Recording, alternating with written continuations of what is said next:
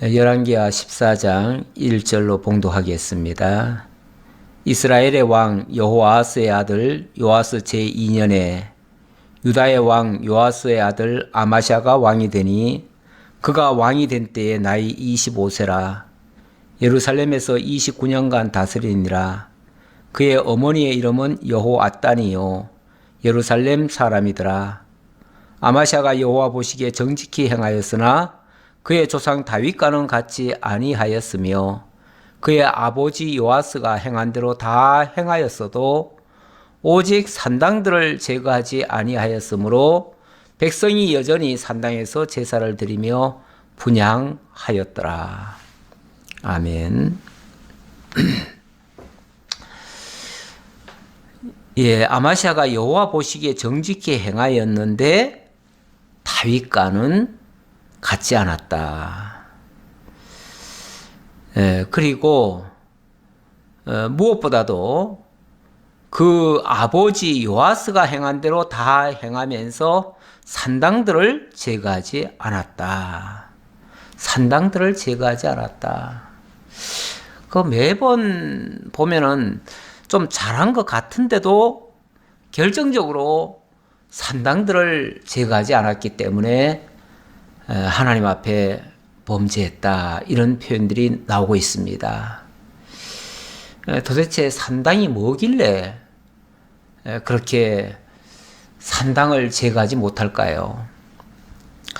공식적으로는 성막이 있고, 이 당시는 이제 성전이 있죠. 성전이 있는데 성전이 있으면 당연히 성전 제사 중심으로 가야 되지 않겠어요?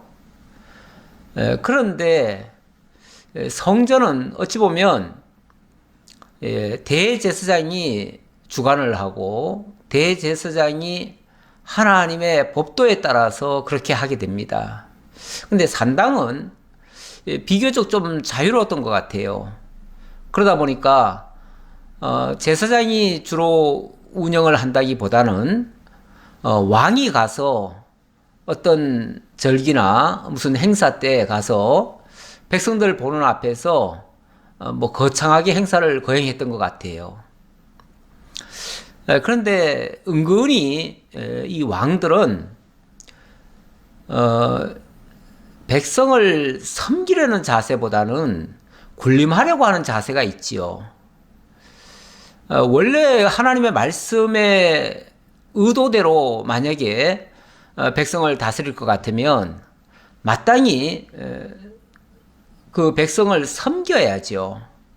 섬겨야 되는데, 섬긴다는 것은 어찌 보면 자기가 희생이 되어지고 자기가 봉사하는 자로 이렇게 남아야 되고, 어찌 보면 그 제사장의 역할 같은 데서는 참여를 하지 말아야 됩니다. 그런데 은근히 백성들 앞에서 자기가 군림하고 싶거든요. 군림하려면 뭔가를 보여줘야 돼요. 보여주려면 자기가 직접 마치 하나님을 섬기는 자인 것처럼 그렇게 행세를 해야지요. 행세를 하려다 보면은 산당에 가야 되는 것이죠. 그래서 아마도 이 산당 제사를 남겨놓은 것은 이 왕이 자기의 권세를, 자기의 권한을 백성들에게 보여줄 수 있는 그런 하나의 도구가 아니었는가, 이렇게 생각도 듭니다. 그래서 이 산당들, 그건 뭐 안 하면 그만인데, 간단한데, 그런데 기어코 그것을 놔두고 왕들이 이건 뭐 악한 왕이든 선한 왕이든 어찌 보면 무슨 전례처럼 그렇게 해왔던 것 같아요. 이게 백성들한테 그게 좋아 보여서 그랬던 거겠죠. 왜냐하면 왕들은 어쨌든 지금 세상에서도 마찬가지죠. 정치인들이 항상 그 백성들에게 인기를 얻으려고 때때로 무리수를 두기도 합니다.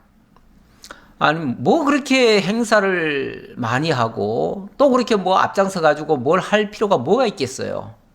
그런데 자기가 뭔가를 하는 모습을 보여야지요.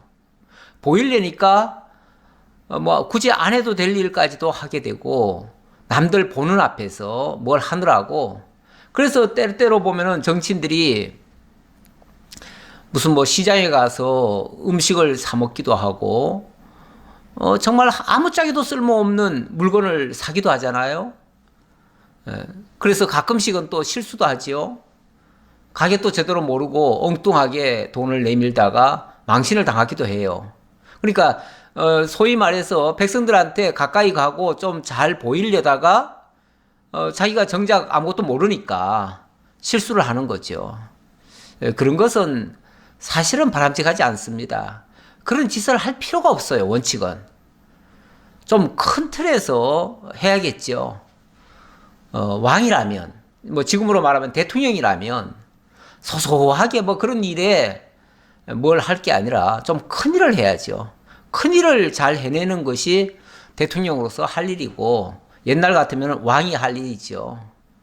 아니, 하나님 섬기는 그 제사 직분이야. 아니, 제사장이 성전에서 하지 않겠어요? 그러면 맡기고, 그리고 필요한 거 있으면 지원해주면 되지 않나요? 근데 굳이 자기가 산당을 놔두는 이유는 그 산당에서 자기가 뭘 하려고 그러는 거예요. 그래서 거기서 백성들 보는 앞에서 마치 자기가 뭐 제사를 드리면서 소위 말해서 외식을 하는 거죠. 이런 것들이 하나님 보시기에는 가증스러운 거예요.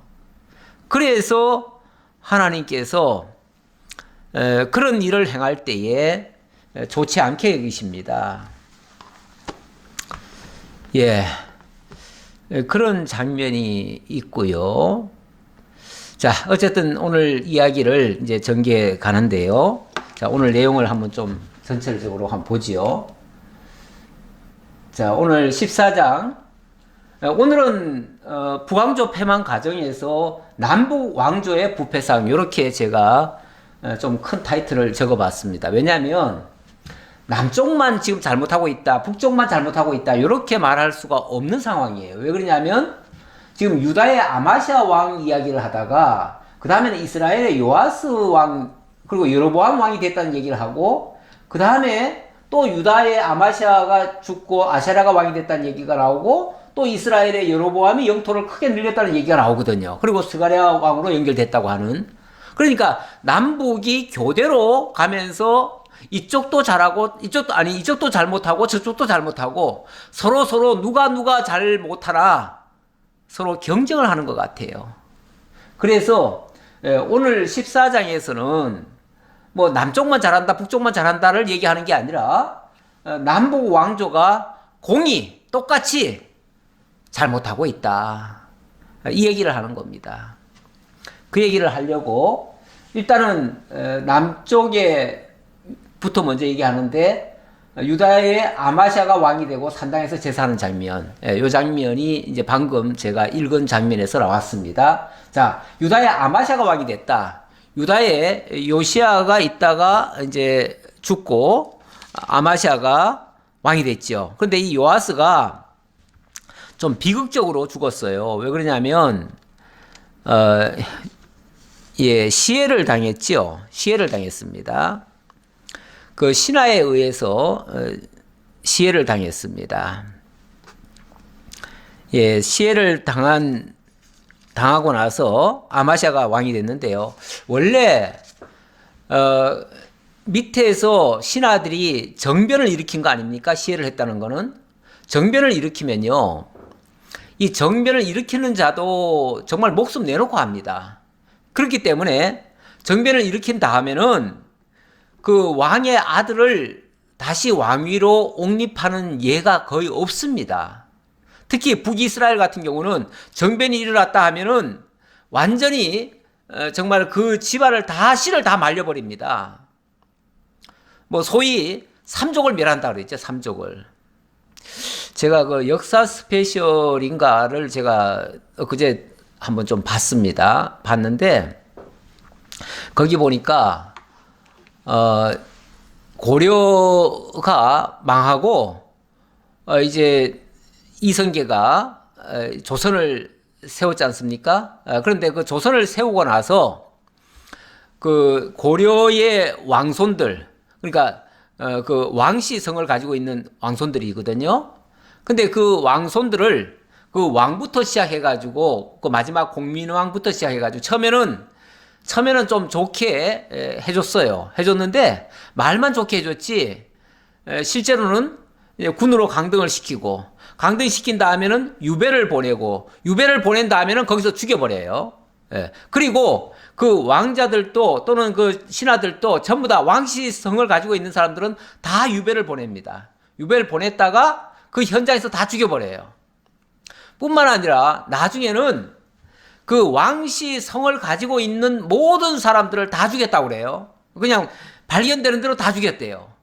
그래서 나중에는 이 왕시성을 가진 분들이 자기가 살기 위해서 이 성을 바꾸지요. 바꿔가지고 거기다 점을 하나 찍으니까 왕자에다가 점을 찍으니까 옥자가 되고 또 왕자에다가 또 뭐 다른 또 글자를 이렇게 만들어가지고 뭐 전시도 되고 이렇게 했다고 그래요. 위에 갓을 붙이면 전시가 되잖아요. 뭐 이렇게 해가지고 전시 또 거기다가 점 또 한두 개 더 붙이면 김씨도 되고 그러는데 그래서 이 왕씨가 갑자기 전부 다 성을 다 바꾼 거죠. 안 바꾸면 다 죽으니까요. 이렇게 무자비하게 정말 학살을 했다고 합니다.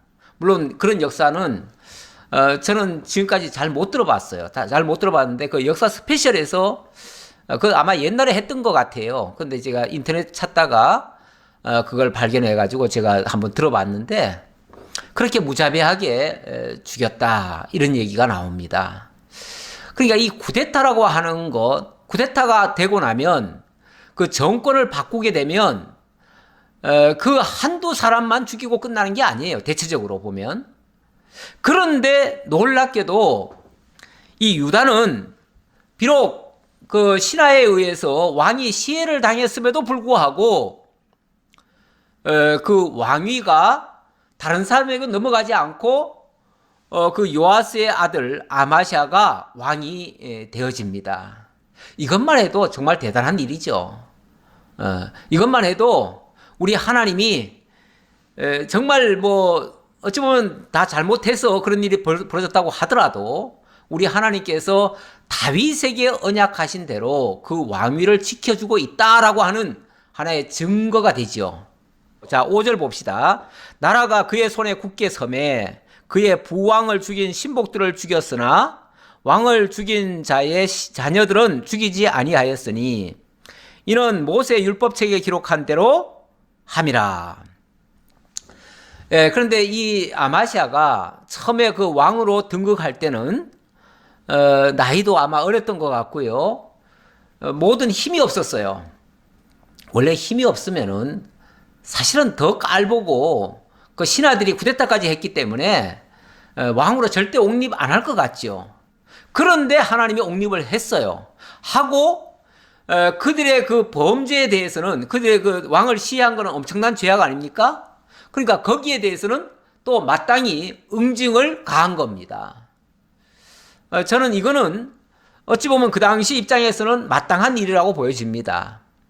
그런데 여기서 좀 특이한 모습이 보여요. 뭐냐면 왕을 죽인 자의 자녀들은 그 부왕을 죽인 신복들은 죽였으나 왕을 죽인 자의 자녀들은 죽이지 아니하였으니 이는 모세 율법책에 기록된 대로 함이라. 모세 율법책에 뭐라고 기록되어 있는데요? 모세 율법책에 보면 이렇게 기록이 되어 있습니다. 신명기에 보면 이런 말씀이 있습니다. 24장 16절에 아버지는 그 자식들로 말미암아 죽임을 당하지 않을 것이요 자식들은 그 아버지로 말미암아 죽임을 당하지 않을 것이니 각 사람은 자기 죄로 말미암아 죽임을 당할 것이니라. 어떤 경우에도 보복은 안 된다 그 말이죠. 보복해서는 안 된다. 그리고 각자가 그 죄를 지었으면 그 죄에 응당한 벌을 받겠지만 그 벌이 자녀에게로 넘어가서는 안 된다 그 말이죠. 예레미야에도 그런 비슷한 말씀이 있는데 예레미야 31장 29절에 보면 이런 말씀이 있습니다. 그때 그들이 말하기를 다시는 아버지가 신포도를 먹었으므로 아들들의 이가 시다하지 아니하겠고 신포도를 먹는 자마다 그의 이가 신 것 같이 누구나 자기의 죄악으로 말미암아 죽으리라. 예, 만약에 벌을 받는다면 자기 죄악으로 벌을 받는 것이지, 뭐 아버지가 잘못했기 때문에 그 자식이 죽어야 된다? 이거는 하나님의 법에는 없다는 거예요. 물론 뭐 세상의 법으로는 그럴 수 있어요. 세상 이치에서는, 왜냐하면 정적들을 제거해야 자기네들의 정권이 유지되니까요. 그래서 세상은요, 정권이 바뀌면 무자비한 보복을 하는 경우도 있습니다. 이게 옳은 건 아니에요, 절대. 옳은 건 아닌데, 그러나 세상은 그럴 수 있다, 그 말이에요. 그거는 정당화할 수는 없습니다. 하지만 불의한 세상에서는 그런 모습도 보이더라. 그런데 우리 성경적으로 말하면 그럴 수 없습니다. 그래서는 안 되는 것이죠. 당연히 자녀는 자기의 죄로 죽는 것이지 아버지의 죄로 죽었어야 되겠습니까? 그래서 곧 여호와께서 명령하여 이르시기를 자녀로 말미암아 아버지를 죽이지 말 것이요 아버지로 말미암아 자녀를 죽이지 말 것이라 오직 사람마다 자기의 죄로 말미암아 죽을 것이니라 하셨더라. 예, 이게 이제 이 신명기 24장 16절의 말씀이에요. 그 말씀을 인용하면서 각 사람은 자기 죄로 말미암아 죽어야 마땅하다. 이렇게 얘기를 했다는 거죠. 만약에 이런 하나님의 말씀이 그 유대 땅에 이게 전파가 되지 않았다면, 그 말씀이 그들의 법이 되지 않았다면 아마 인간적인 보복을 했을 겁니다.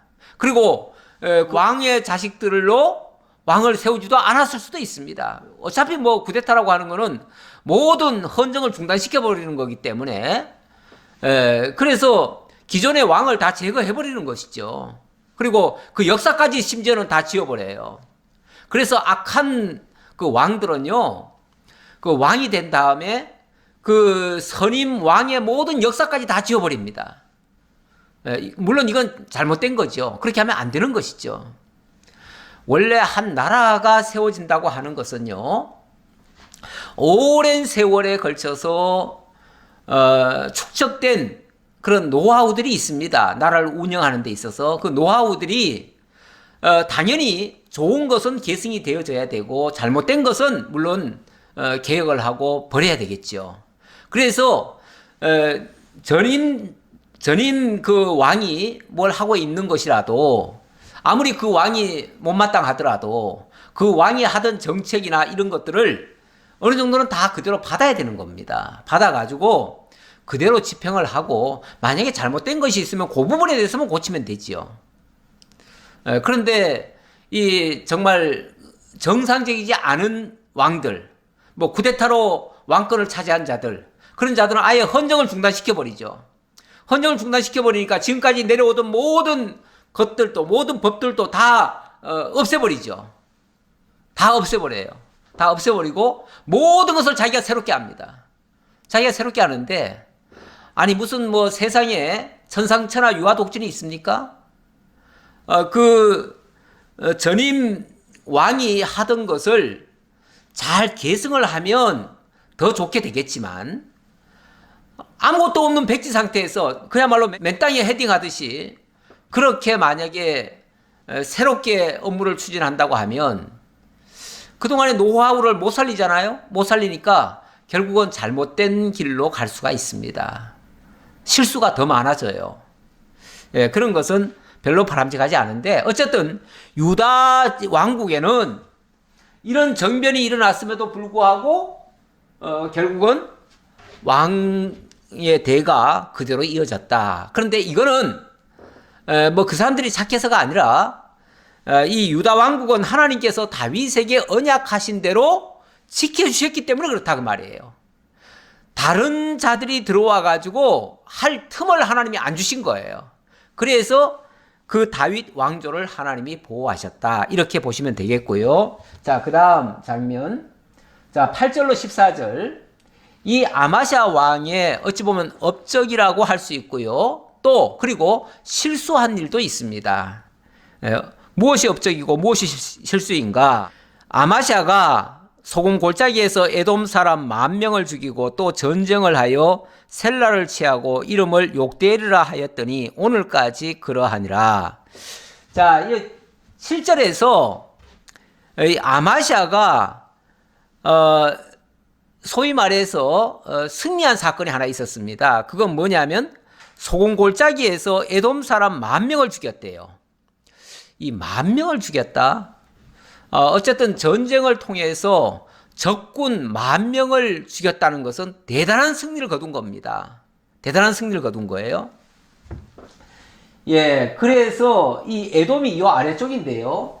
이 아래쪽인데 나중에 그래서 보면은 이 유다의 그 땅이 에돔까지 더 확장이 되어집니다. 여기 그리면은 그게 거기까지 안 나왔는데요. 이렇게 더 확장이 된 다음에 이거는 아마샤가 어찌됐든 뭐 전쟁에 승리했다고 하는 건 잘했다라고 평가받을 수 있는 부분이에요. 물론 그것이 정당하냐 아니냐는 둘째 문제고, 어쨌든 옛날에는요 그 왕의 그 공을 뭘로 평가하냐면 국제적으로 얼마나 위상을 높였느냐, 전쟁을 해서 얼마나 승리했느냐, 이게 하나의 평가 기준이에요.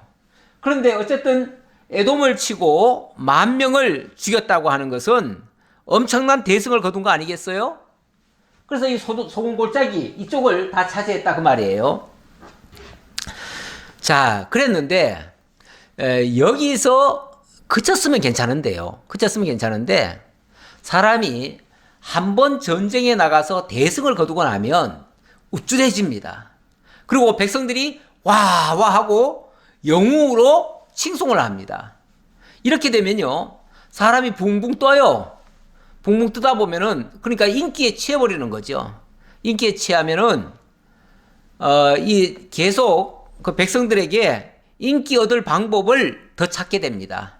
어쨌든 전쟁에 나가서 승리하고 와서 인기를 얻었으니까 이번 기회에 내가 이 북쪽까지 내가 차지해야 되겠다. 가만히 보니까 이 에돔을 이길 때 보니까 이 힘이면은 북쪽도 이길 것 같은 느낌이 들었던 것 같아요. 이게 이제 자고함이죠. 교만해짐이죠. 사람이 자기 분수를 넘어설 수가 있습니다. 뭐가 잘 될 때. 그래서 잘 될 때 조심하라는 말이 있어요. 사람이 오르막에서는 원래 사고도 안 납니다. 근데 꼭 내리막에서 사고가 나거든요. 오르막이라고 하는 것은 항상 조심하면서 올라갑니다. 근데 내리막은 이미 승리했다라고 생각을 하고 정상을 밟았잖아요. 밟고 내려오는 거라 어찌 보면 가벼운 마음으로 내려와요. 그러다가 주의도 안 하고 그래서 넘어지고 또 떨어지고 이런 경우도 있거든요. 근데 사실은 사고는요 언제 나냐면 내려올 때가 늘 사고가 난다고 합니다. 통계적으로 그렇게 나와 있더라고요. 예. 그래서 사실은 이 그 마음의 교만함이 굉장히 경계를 해야 될 부분인데, 어쨌든 이 아마샤는 에돔을 이기고 난 다음에 굉장히 교만해진 것 같아요. 자신감이 붙어서 그렇겠죠. 그 자신감 가지고 북쪽 요아스한테 어떻게 얘기를 했냐면, 오라 우리가 서로 대면하자 한지라. 오라 우리가 서로 대면하자. 그 말은 우리 한판 붙자 그 말이잖아요. 여기 성경은 굉장히 요거를 아주 부드럽게 이렇게 표현을 했는데, 대면하자 이 말은 우리 한판 붙어보자, 전쟁하자 그 말이에요. 전쟁하자. 전쟁해서 막말로 내가 지면 너희들이 우리 통치하고 너희들이 지면은 내가 너희 나라까지 다 우리 어차피 뭐 원래는 한 나라였는데 우리 싸워가지고 한 나라로 통일하자. 뭐 이런 식으로 아마 얘기했는지 모르겠어요. 뭐 자세한 내용은 없지만은 그런 뜻으로 얘기한 것 같아요. 그러니까 9절 이스라엘의 왕 요아스가 유다의 왕 아마샤에게 사람을 보내 이르되 레바논 가시나무가 레바논 백향목에게 전가를 보내어 이르기를 내 딸을 내 아들에게 주어 아내로 삼게 하라 하였더니 레바논 들짐승이 지나가다가 그 가시나무를 짓밟았느니라. 무슨 소리일까요? 이거는 어떤 비유적으로 한 말이에요. 비유적으로 한 말인데 레바논의 가시나무가 이 건방지게 백향목을 향해서 네 딸을 내 아들한테 시집 보내라. 만약에 안 보내면은 내가 이 가시로 찔러버리겠다. 이렇게 했다는 거죠. 아니, 가시나무 주제에 뭐가 그렇게 건방지게 감히 백향목한테 니 딸 내놔 이렇게 요구할 수가 있냐 그 말이죠. 이거는 요아스 아니 이 아마샤 네가 작은 전쟁에서 이겼다고 아주 그냥 기가 올라가지고 우리를 깔보는 것 같은데, 우리 깔보고 지금 함부로 덤비는 것 같은데 아서라, 그러지 말아라, 너 그러다가 큰 코 다친다, 이런 경고를 주는 거죠. 그러면서 이제 계속 하는 말이, 네가 에돔을 쳐서 파였으므로 마음이 교만하였으니 스스로 영광을 삼아 왕궁에나 내 집으로 돌아가라. 어찌하여 화를 자취하여 너와 유다가 함께 망하고자 하느냐 하나. 그렇게 하였으나 너 에돔 이기고 승리했으면 왕궁에 가서 조촐하게 잔치나 해라. 너들끼리 그냥 즐겁게 잔치하고 지내라. 어디 감히 건방지게 우리한테 덤비려고 그러냐 그 말이죠. 너 만약에 우리한테 그런 식으로 까불고 덤비면은 너희들 다 망하는 수가 있어. 이렇게 이제 경고하는 말이죠. 어떻게 됐을까요? 아마샤가 듣지 아니하므로 이스라엘의 왕 요아스가 올라와서 그와 유다의 왕 아마샤가 유다의 베세메스에서 대면하였더니 유다가 이스라엘 앞에서 패하여 각기 장막으로 도망한지라. 자, 결국은 이 베세메스 여기쯤인가 본데, 여기가 베세메스네요. 이제 이렇게 성공을 펼쳤어요. 성공을 펼치니까 이쪽에서 베세메스로 내려온 것 같아요. 그러니까 성공을 하니까 여기서 이제 사마리아로 이렇게 보냈다고 하죠. 그러니까 여기서 베세메스로 쳐내려온 거예요. 쳐내려와 가지고 결국은 전쟁이 붙은 겁니다. 붙었는데 결과는 어떻게 됐냐면 이 유다가 어이없게도 요아스의 군대에게 완전히 패망을 당했어요. 그리고 군인들이 다 뿔뿔이 흩어져 가지고 다 도망을 갔어요. 도망가고 나니까 어찌 보면 왕만 덩그러니 남은 거예요. 왕 남으니까 어떻게 할까요? 13절.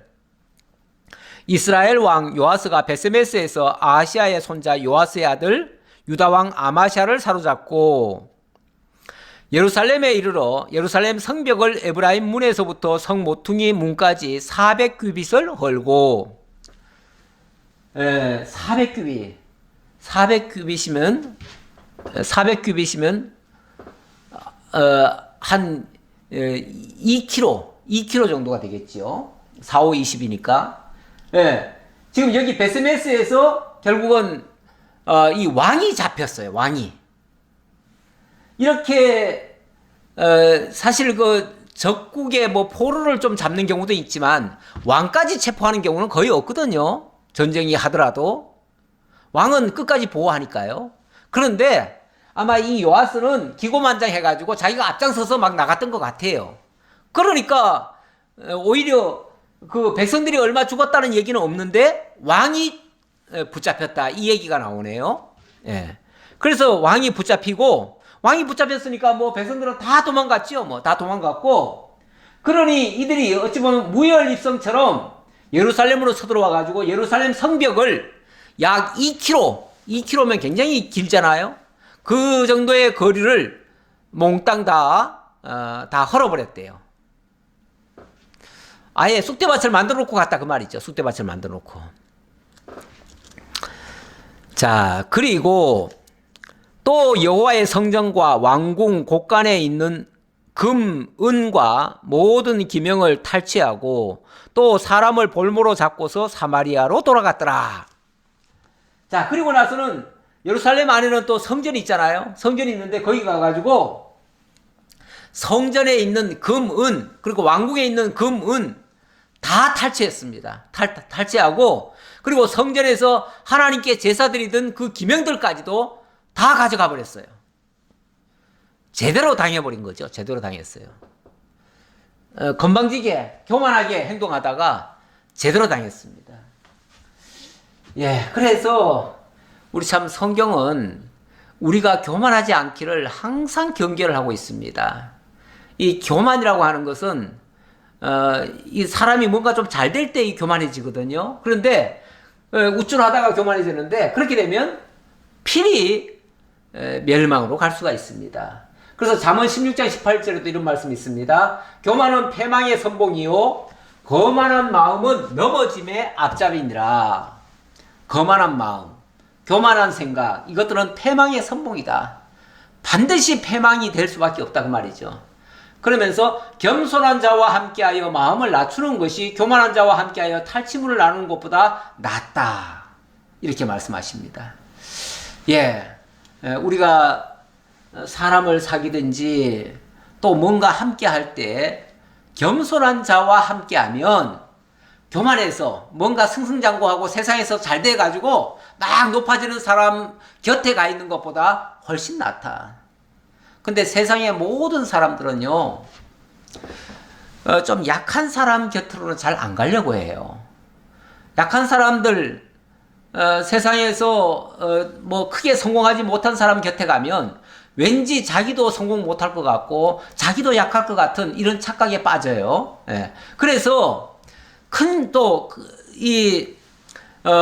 승리하고 강한 자 곁에 가면 거기서는 자기도 승리 얻을 것 같고 그 승리의 결과물을 함께 나눌 것 같은 이런 착각에 빠져요. 근데 이거는 어디까지나 큰 착각입니다. 제가 우리 동네에 지하철을 타러 이렇게 가다 보면은 큰 나무가 있어요. 근데 그 큰 나무 밑에는 풀이 안 자랍니다. 풀이 없어요. 거의 없어요. 옛날에도 그런 말이 있어요. 큰 나무 밑에는 오히려 풀도 못 자란다고요. 늘 빛을 다 가로채버리고 그 큰 나무가 다 독차지해버리잖아요. 독차지하기 때문에 절대 그 밑에 있다고 해가지고 혜택을 보는 게 아닙니다. 경제적으로 표현할 때 낙수 효과니 뭐니 있어가지고 위에서 물이 많으면은 밑에도 그 효과를 볼 수 있다 그러는데, 물이 흐르면은 효과 볼 수 있다 그러는데 그렇지 않습니다. 위에 욕심 있는 자는요 더 큰 욕심을 가져요. 그래서 더 자기한테로만 모으려고 하지 밑으로 잘 내려보내는 법이 없어요. 이 교만한 자 곁에서 뭔가를 얻을 수 있다고 하는 것은 큰 착각이다 그 말이죠. 그런데 그럼 겸손한 게 뭐고 교만한 게 뭐냐라고 했을 때 이렇게 얘기를 합니다. 삼가 말씀에 주의하는 자는 좋은 것을 얻나니 여호와를 의지하는 자는 복이 있느니라. 삼가 말씀에 주의하는 것, 그게 바로 겸손한 것이다 그 말이에요. 우리가 하나님 말씀 앞에서 엎드러지고 그 말씀 앞에서 자기 죄를 발견하고 자기의 연약함을 들추어내는 자, 그 자가 바로 겸손한 자이겠죠.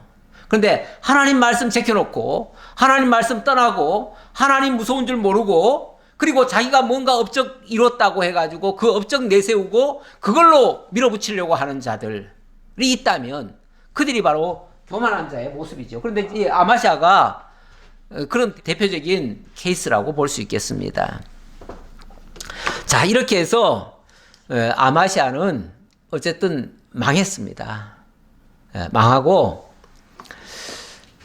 그리고 나라는 어찌 보면 이 요아스가 이 남쪽 유다까지도 어찌 보면은 지배하는 그런 형식이 돼버립니다. 그 다음부터는 지배하는 형식이 돼버려요.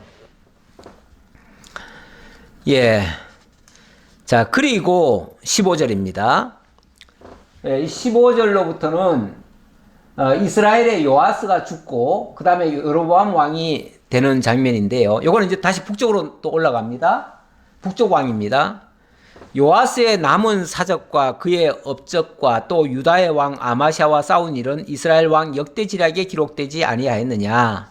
요아스가 그의 조상들과 함께 자매 이스라엘 왕들과 사마리아에 함께 장사되고 그의 아들 여로보암이 대신하여 왕이 되니라. 여기서는 역사를 조금만 보지요. 일단 그 계보를 조금만 보겠습니다.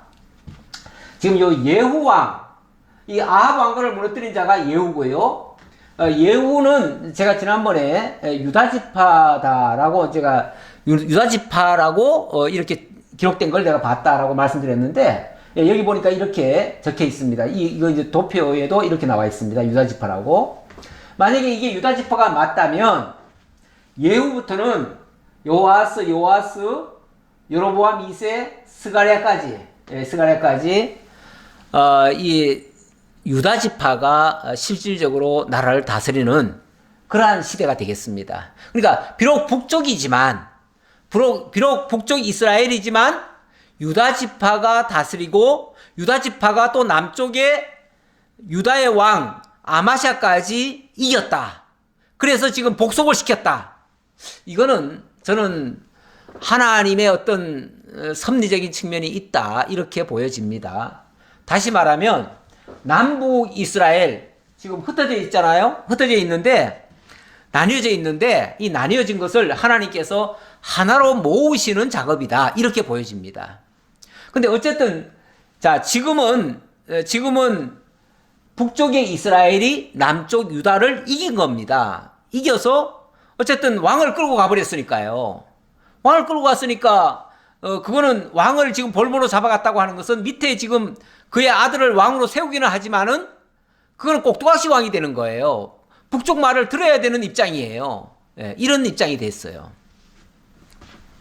자, 그리고 이제 북쪽은 이렇게 왕이 요아스 지금 이게 지금 방금 말씀드린 게 여호와스라고 되어 있는데 제가 지난번에 그런 말씀드렸어요. 여호와스나 요아스나 같은 단어라고요. 그래서 어느 성경에는 요아스라고 되어 있고 어느 성경에는 요아스라고 되어 있습니다. 근데 이 본문에는 요아스라고 되어 있어요.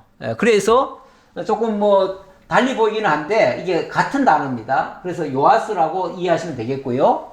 요아스 다음에 왕이 누가 되냐면 여로보암이 대신하여 왕이 됐다 그랬는데 이 여로보암은 이 북이스라엘의 초대 왕이 여로보암입니다. 그래서 이 여로보암과 이 여로보암이 구분을 좀 하려고 성경에는 물론 구분이 안 돼 있습니다. 안 돼 있지만 이걸 구분을 하려면은 여기다가 이자를 붙이죠. 그래서 여로보암 2세 이렇게 불리어지기도 합니다. 동명이다 보니까 우리는 구분해서 이해를 해야 되니까요. 그래서 여로보암 2세 때다 이렇게 얘기를 해야 되는데 이 여로보암 2세 때는 상당히 그래도 또 업적이 많습니다. 이 여로보암 2세는 물론 여기 성경에는 여기 지금 평가에는 악행이 있다고 이렇게 평가가 됐는데 일정 부분은 또 선한 부분도 있어요. 다 악한 건 아니에요. 그러나 결과적인 평가는 악행이죠. 자, 그 정도로 보시고요. 그 다음에 17절부터는 남쪽 유다 왕은 어떻게 됐는가를 지금 또 언급합니다. 유다에는 아마샤가 시해를 당하고 그리고 아샤랴가 왕이 됩니다. 이 아샤랴도 또 이름이 또 다른 성경에는 보면 또 우시아라고 돼 있어요. 우시아. 그래서 여기 아샤랴 해놓고 갈로 해놓고 우시아라고도 썼는데 이 아사랴가 왕으로 등극을 하게 되어집니다. 그런데 여기서도 마찬가지로 아마샤가 붙잡혀 갔다고 그랬죠? 붙잡혀 갔는데 결국은 시해를 당하고 그리고 왕이 이제 그 아들로 바뀌어집니다. 자, 그 얘기를 하겠습니다. 17절. 이스라엘의 왕 요아스의 아들 요아스가 죽은 후에도 유다의 왕 요아스의 아들 아마샤가 15년간을 생존하였더라. 아마샤의 남은 행적은 유다 왕 역대지략에 기록되지 아니하였느냐. 자, 뭐 아마샤가 그렇게 큰 업적을 많이 남긴 건 없다 그 얘기예요. 물론 앞에서 뭐 좀 이겼다는 얘기는 나왔지만은 그 외에는 별로 그렇게 그 결과는 안 좋았어요. 예.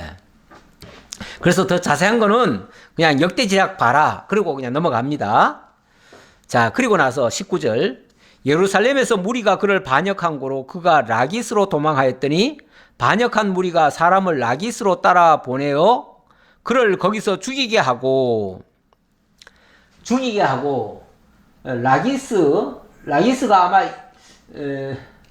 어디 쪽인지 정확히 지금 제가 지도에는 안 나와 있네요. 근데 왕이, 한 나라의 왕이 죽이면은 그냥 죽어야지. 또 도망갈 건 또 뭐 있습니까? 근데 라기스로 도망가서 거기서 죽임을 당했네요. 근데 죽임 당하고 나서는 그 시체를 말에 실어다가 예루살렘에서 그의 조상들과 함께 다윗성에 장사하니라. 그런데 정말 참 피는 피를 계속 디데이는 것 같아요. 아마 그 선왕이 죽임을 당했었고, 선왕 요아스가 죽임을 당했었고, 그것을 보복한다고, 또 이 아마샤도 그 선왕 죽인 자들을 다 죽였는데, 혹시 그것 때문에 그랬는지 자기도 또 이렇게 시해를 당했네요. 그래서, 참 안타까운, 비극적인 죽음이 됐습니다. 그런데 희한하게, 여기 또 마찬가지입니다. 이렇게 죽었으면 당연히 왕위가 완전히 바뀌어야 될 것 같은데 그게 아니고 다시 그의 아들 다윗성이 장사하니라. 또 그가 그의 시신은 어쨌든 예루살렘으로 돌아와서 또 다윗성의 장사가 되었대요. 이것만 해도 정말 또 감사한 일이죠. 어떻게 보면. 물론 불행한 일이지만 불행 중 다행이라고도 볼 수 있습니다. 유다 온 백성이 아사랴를 그의 아버지 아마샤를 대신하여 왕으로 삼으니 그때 그의 나이가 16세라. 아마도 왕이 죽고 나서 얼마 안 돼가지고 다시 왕이 되다 보니까 그 자식이 왕이 되다 보니까 나이가 좀 어렸던 것 같아요. 그래서 16세입니다. 16세에 왕이 됐습니다. 자, 그렇게 해서 왕이 되고 아마샤가 그의 조상들과 함께 잔 후에 아샤랴가 엘랏을 건축하여 유다에 회복시켰더라. 이거는 이제 작은 어떻게 보면은 그 잘한 부분이라고도 볼 수 있겠죠. 어쨌든 옛날의 평가는 전쟁에 나가서 이기든지 아니면은 뭔가 새로운 것을 건축했다든지 이런 것들이 하나의 업적으로 남기는 합니다.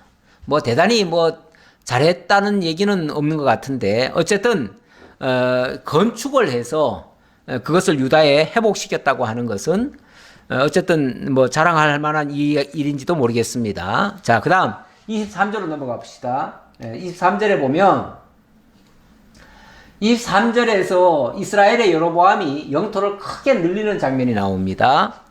북이스라엘은 여로보암 2세가 왕이 됐다고 했죠. 자, 23절입니다.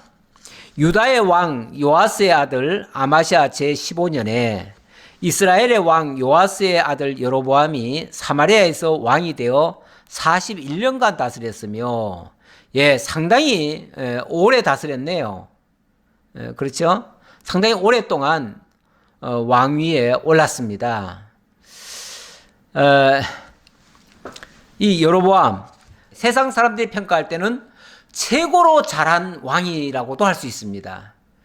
뭐 하나님이 보시기에는 북쪽 이스라엘에서 어찌 보면은 지금 예후가 그나마 좀 선한 일을 했다 이런 평가가 있었어요. 그런데 그 뒤로는 그렇게 뭐 선한 평가가 별로 안 나옵니다. 그런데 이 세상적으로는 보면요, 북이스라엘에서 가장 부강할 때가 언제냐면 이 여로보암 시대입니다. 여로보암 시대. 이미 그 직전에 요아스도 땅을 많이 확보했죠. 왜냐하면 남유다까지도 어찌 보면 복속을 시켰잖아요. 부속을 시켰고, 그래서 상당히 땅을 많이 차지했는데 이 여로보암 때는 어떻게까지 했냐면 여기 시리아 지역, 이 다메섹 지역, 이게 원래는 아람 지역이거든요. 아람 지역. 원래 여기가 사마리아고 이스라엘 땅이 여기까지였어요.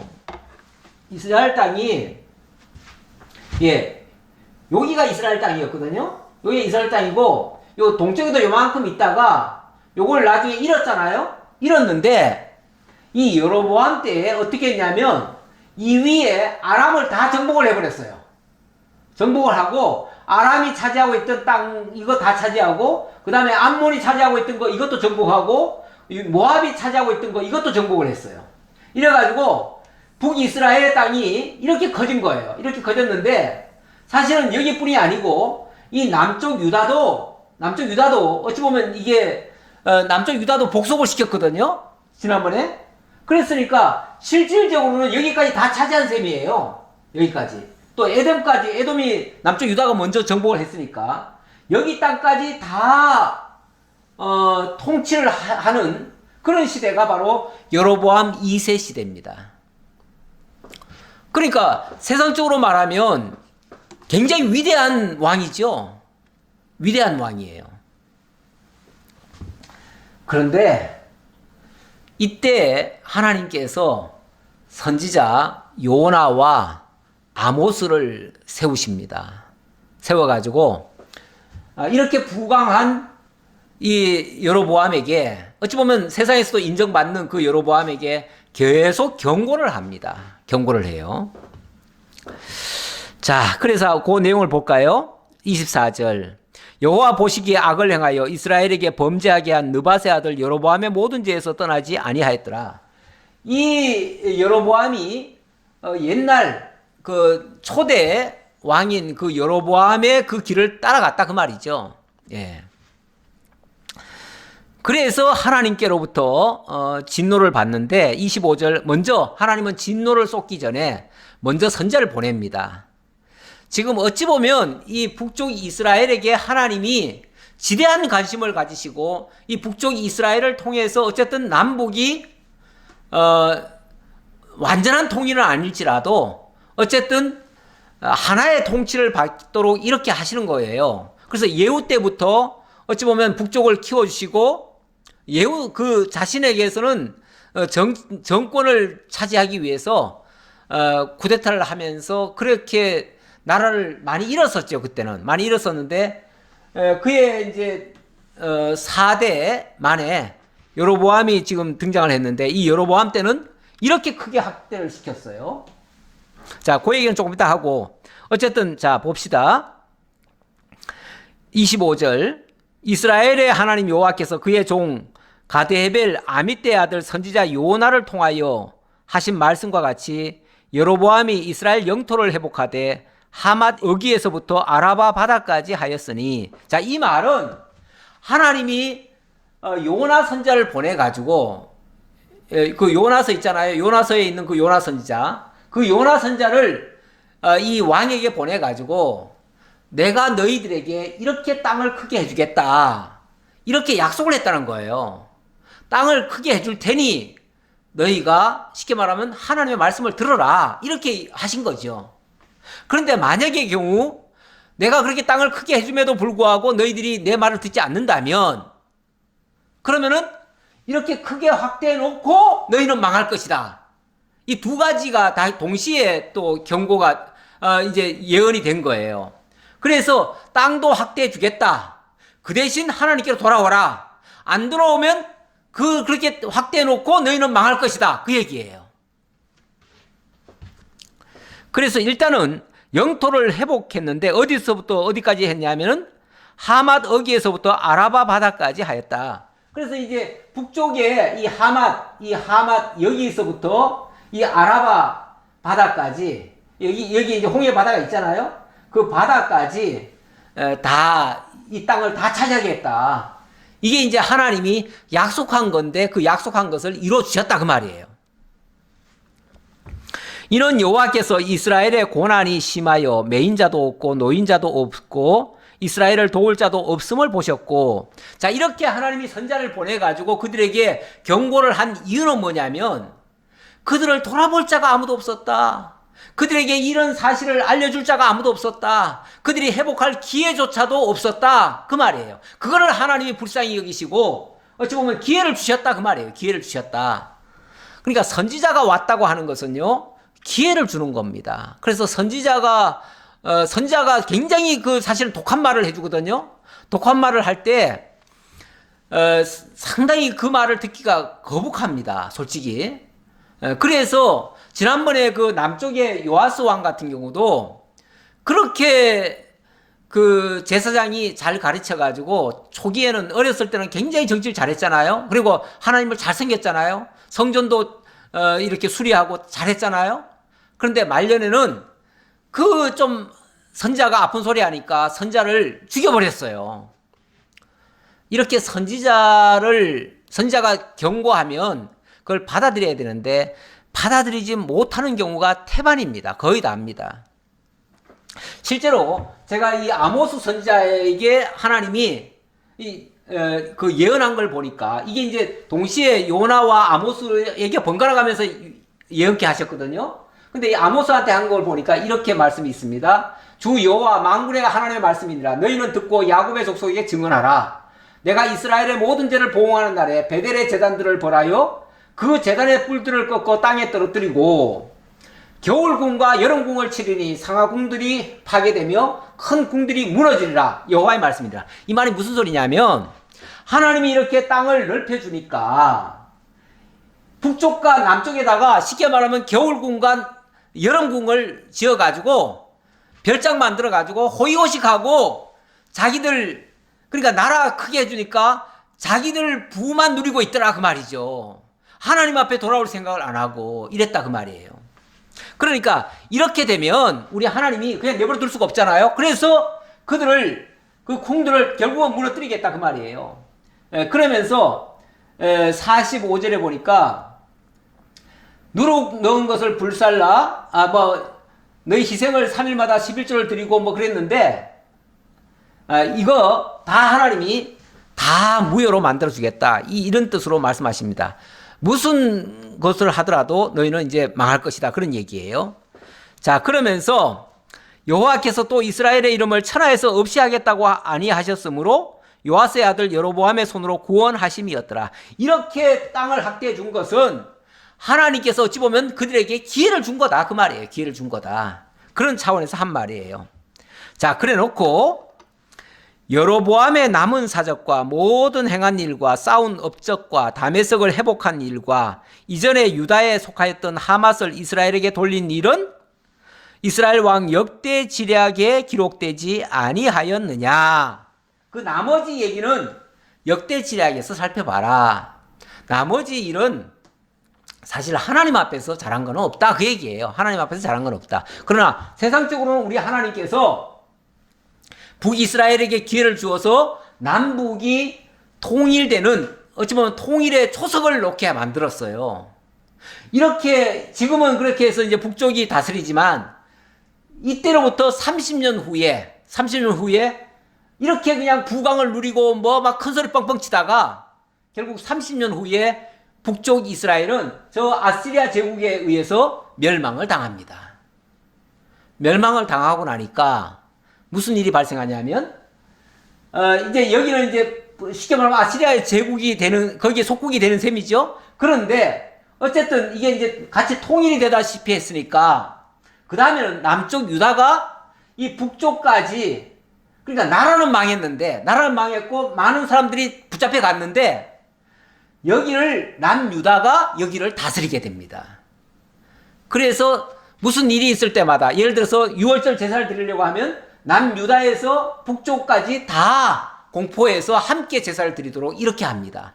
이렇게 해서 우리 하나님이 북이스라엘로 하여금 통일의 초석을 만들고 남유다라고 하여금 남북이 통일이 돼서 한 나라가 되도록 이렇게 역사를 하셔요. 그런데 이게 유다 지파를 통해서 이렇게 역사하셨다라는 것이 저는 굉장히 의미 있게 다가옵니다. 자, 그 다음 29절입니다. 여로보암이 그의 조상 이스라엘 왕들과 함께 자고 그의 아들 스가랴가 대신하여 왕이 되니라. 자, 어쨌든 이렇게 해가지고 이 북쪽은 일찍이 예후에게 약속한 대로 4대를 채우게 됩니다. 이 4대가 스가랴지요. 스가랴까지가 이제 이 예후의 자손이니까 스가랴까지 왕위를 잇게 됐다. 이거는 하나님이 예후에게 너에게 앞으로 4대를 보장해 주겠다 하더니만 예후 빼고 그러니까 예후까지 치면은 총 5대가 되는 거죠. 5대가 되는데 스가랴까지 4대를 왕위를 보장받고 그렇게 이루어졌습니다. 우리 하나님께서 참 아무리 봐도 우리 하나님이 하시는 일은 그냥 놀라워요. 왜냐하면은 말씀하신 그대로 아무리 세월이 지나도 그대로 이루어져요. 그래서 그게 놀랍다는 얘기고요. 제가 여기 아모스 5장 18절의 말씀을 하나 가져왔는데요. 자, 여기 보니까 이제 경고와 더불어 또 회복의 길을 제시해주는 말씀이 함께 담겨져 있습니다. 그래서 이런 말씀을 좀 제가 살펴보려고요. 마지막 결론 삼아 화 있을진저 여호와의 날을 사모하는 자여 너희가 어찌하여 여호와의 날을 사모하느냐. 너희가 어찌 보면 여호와의 날 영광스러운 그날을 기대하지만 그러나 너희 앞에 놓여 있는 것은 그날은 어둠이요 빛이 아니다. 이렇게 얘기를 합니다. 그러면서 마치 사람이 사자를 피하다가 곰을 만나거나 혹은 집에 들어가서 손을 벽에 대었다가 뱀에게 물린 것 같도다. 이거는 세상적인 것으로 뭘 피하고 뭘 하려고 하다가는 계속 악순환이 일어난다. 이제 그런 차원이에요. 그래서 세상 거 의지하지 말고 하나님 의지하라 그 말이죠. 그러면서 너희가 세상 의지하면서 세상 방식으로 하는 것들 그거는 다 무효다. 그래서 22절에 보면은 너희가 내게 번제나 소제를 드릴지라도 내가 받지 아니할 것이요 살찐 희생의 화목제도 내가 돌아오지 아니하며 아무것도 안 보겠다. 쉽게 말하면 하나님 떠나서 하는 것들은 다 안 보겠다 그 말이죠.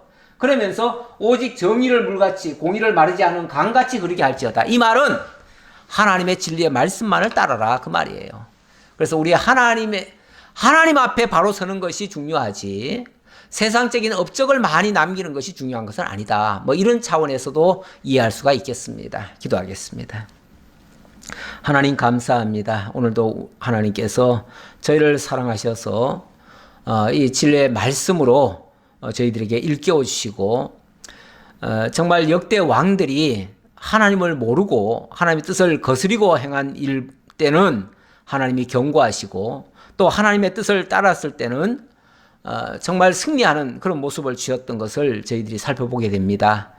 늘 하나님 앞에 바로 서는 것이 무엇보다 중요함을 다시 한번 기억했사오니 언제라도 우리가 연약하다 보니 늘 실수는 하지만 늘 하나님 말씀 앞에서 돌이키고 회개하고 바르게 고쳐갈 수 있는 저희가 되고 그래서 하나님의 긍휼 아래서 또 은혜를 입을 수 있는 저희 모두가 되게 하옵소서. 모든 걸 주님께 의탁하옵고 예수님 이름으로 기도하옵나이다. 아멘.